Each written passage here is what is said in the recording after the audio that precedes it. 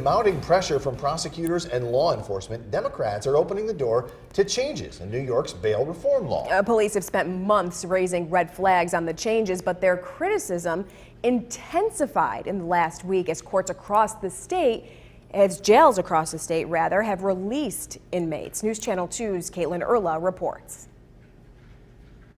In Otsego County, about 30% of the inmates were released as of January 1st due to the new bail reform laws.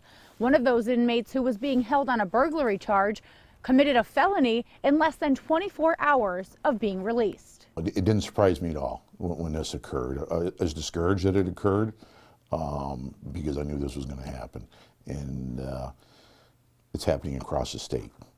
James Sitz was arrested Friday for allegedly stealing a pickup truck in the town of Lawrence.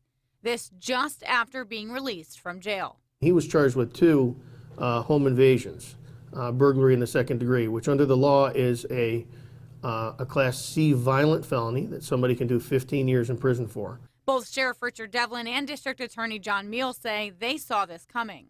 That's a situation that we expected, for people to get out and to continue to commit crimes again.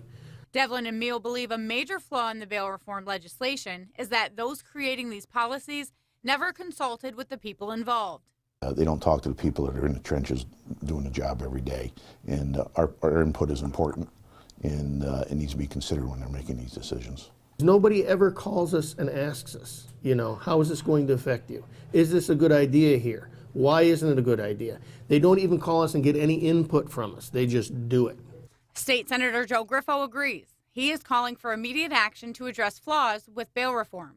When you're going to make this kind of a policy, listen to people where the problems could occur. Try to take that into consideration before you implement a policy.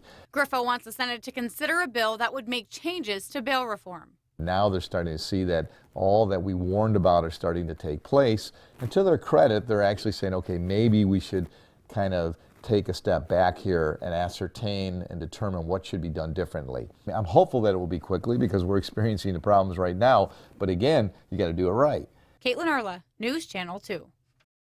The victim from a